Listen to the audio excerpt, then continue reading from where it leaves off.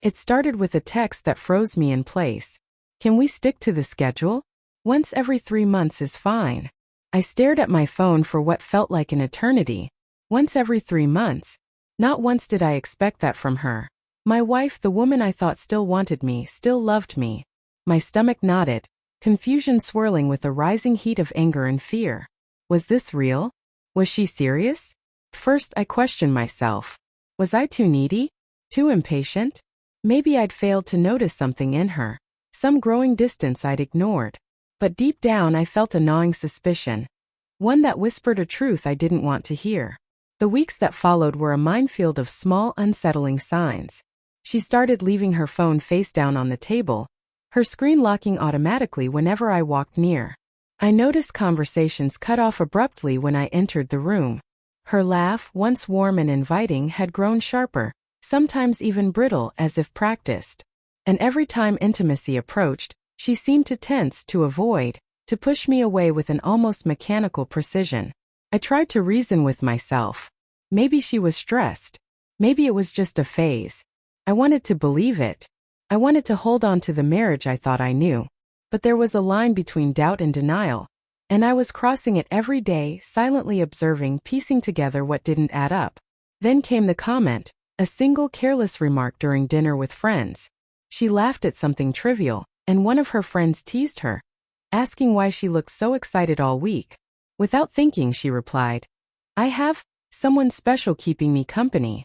The words hit me like a cold wave. I couldn't breathe. My heart pounded so hard I thought it might burst. That one comment, flippant and unguarded, shattered the fragile illusions I had been clinging to. My mind raced back over every denied instinct, every moment that felt off, every time I had told myself I was imagining things. I confronted her that night. My voice was steady though my hands shook. "Who is he?" I asked. Her eyes widened, and I could see the guilt flicker across her face before she masked it with a half smile. A weak excuse. But I pressed on, presenting the subtle patterns I had noticed, the evidence I had quietly collected over weeks. Hidden messages, whispered calls, unexplained absences. First, she denied everything. But as I laid out the details, the walls she had built began to crumble. Slowly, painfully, she admitted it. The intimacy schedule, the coldness, the distance, it wasn't about stress or disinterest or anything I had done. It was about him. She had been carrying on a secret, a relationship that had turned her away from me, quietly, over time. The truth settled over me like lead. The memories that had once brought warmth.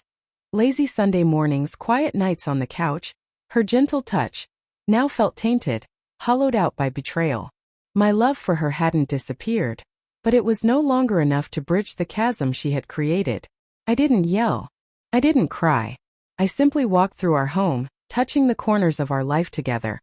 The coffee mugs we had used, the photos on the wall, the bed we had shared for years.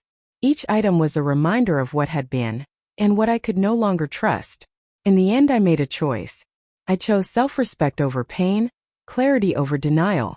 I left her the next morning quietly with no dramatic gestures, just a note, honest and brief, explaining that I couldn't live in a house built on lies. That I loved her once, but I loved myself more now. Walking away wasn't easy. Every step felt like leaving a part of me behind. But as the door closed for the last time, I felt a strange mixture of sorrow and liberation. The betrayal had hurt, yes, but it had also awakened something I had almost forgotten. The strength to reclaim my life, to rebuild, to trust in myself again. Betrayal is a quiet teacher.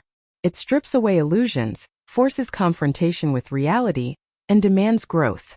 I had lost the marriage I thought I had, but I gained clarity, dignity, and the courage to love myself. And in the end, that is the most enduring intimacy of all.